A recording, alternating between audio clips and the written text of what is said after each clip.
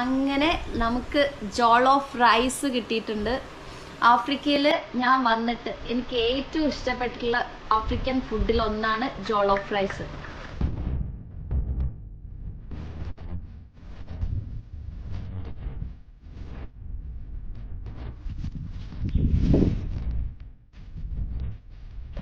Welcome to Grand Family Adam and the Kriana Nancy.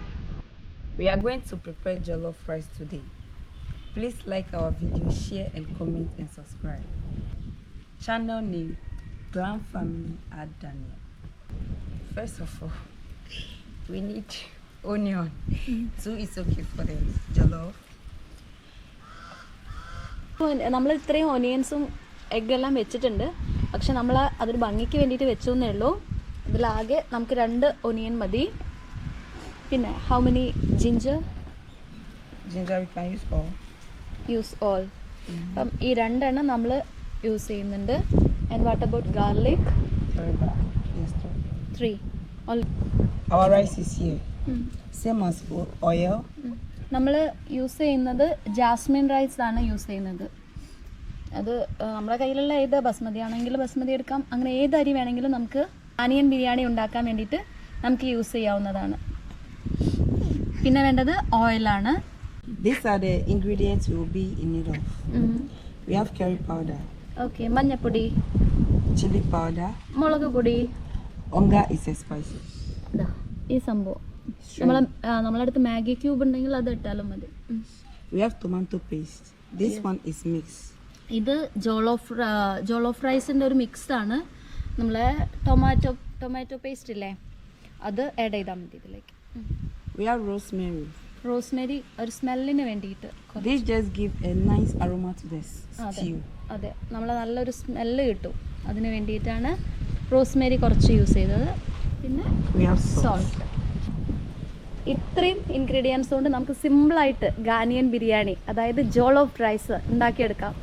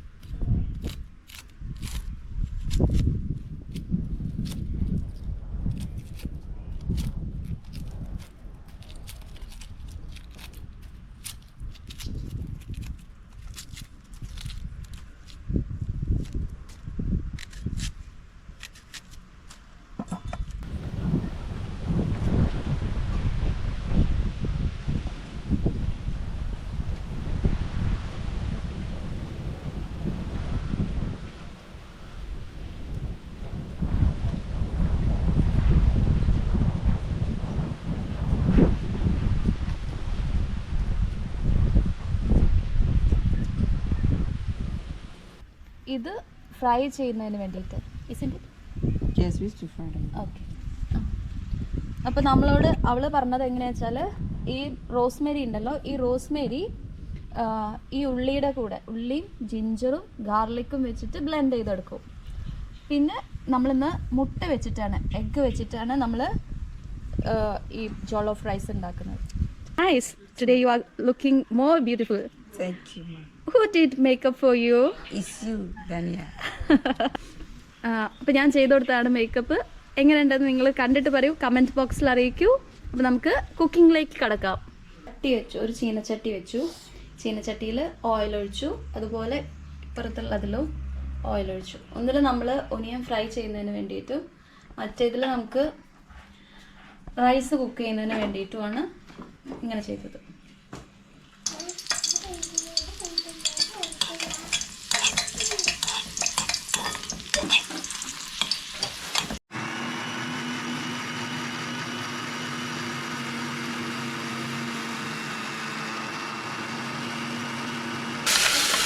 Onion, ഇഞ്ചി, വെളുത്തുള്ളി ഇത് മൂന്നും കൂടി ബ്ലെൻഡ് ചെയ്തെടുത്ത് അതിൻ്റെ കൂടെ റോസ്മേരി ആഡ് ചെയ്തിട്ട് ബ്ലെൻഡ് ചെയ്തെടുത്ത ആ മിക്സ് നമ്മൾ ഓയിലിലേക്ക് ഫസ്റ്റ് ആഡ് ചെയ്തു. സെയിം ടൈം നമ്മുടെ ഒനിയൻ ഇവിടെ ഫ്രൈ ചെയ്തുകൊണ്ടിരിക്കുന്നുണ്ട്.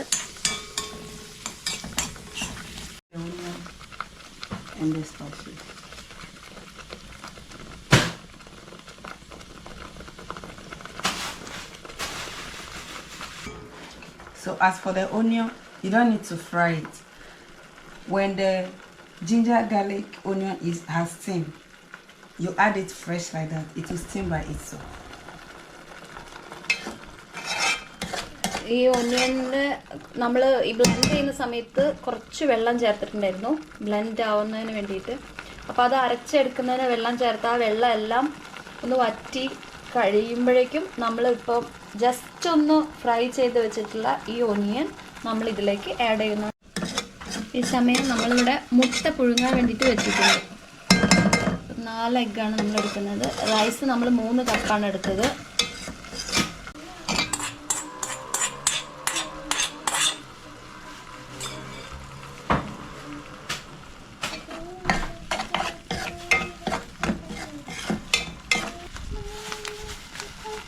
ഇതിലേക്ക് നമ്മുടെ ടൊമാറ്റോ പേസ്റ്റ്, അതായത് നമ്മുടെ ജോളോഫിൻ്റെ മിക്സ് ടൊമാറ്റോ പേസ്റ്റ് ആഡ് ചെയ്യാം.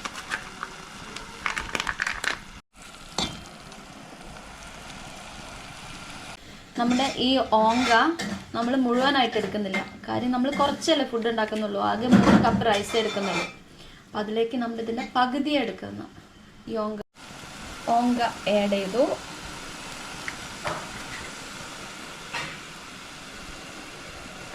പിന്നെ യെല്ലോ പൗഡർ, അതായത് മഞ്ഞൾപ്പൊടി, ഉപ്പ്,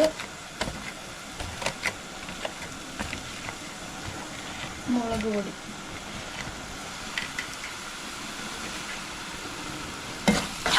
നമ്മുടെ എരിവിനനുസരിച്ച് മുളക് പൊടി കൂട്ടുകയും കുറയ്ക്കുകയും ഒക്കെ ചെയ്യാം.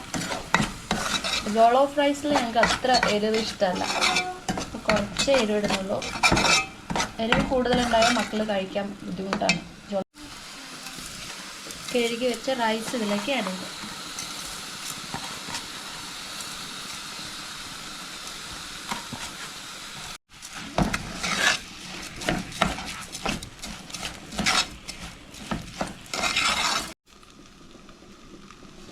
പത്ത് മിനിറ്റ് അടച്ചു വെച്ചതിന് ശേഷം നമ്മൾ പിന്നെയാണ് ഇതിലേക്ക് വാട്ടർ ആഡ് ചെയ്യുന്നത്. ഇടയ്ക്കിടയ്ക്ക് നമ്മൾ ഇളക്കി കൊടുക്കുകയും വേണം, അല്ലെങ്കിൽ അടിയിൽ പിടിക്കും. നമ്മളുണ്ടാക്കിയ മിക്സ് ഈ റൈസിലേക്ക് ഒന്ന് സെറ്റ് ആവുന്നതിന് വേണ്ടിയിട്ടാണ് ഇങ്ങനെ 10 മിനിറ്റ് വെയിറ്റ് ചെയ്യുന്നത്.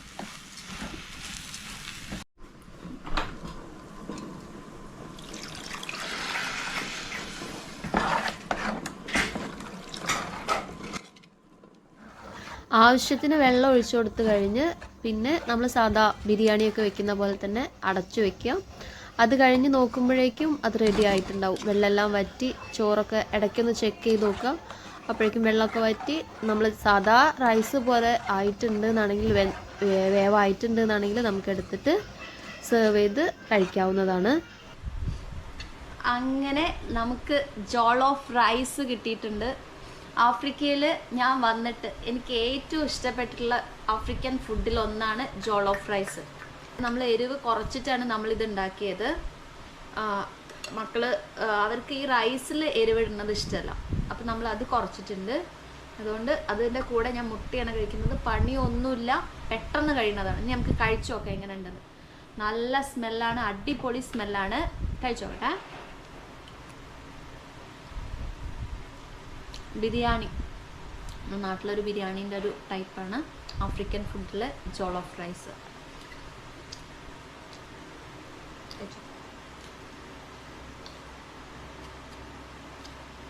അങ്ങനെയുണ്ട്, സൂപ്പറാ. മുട്ട തെറ്റാ. ഈ മുട്ട ഇങ്ങനെ എടുത്ത്, എഗ്ഗ് ഇങ്ങനെ എടുത്ത്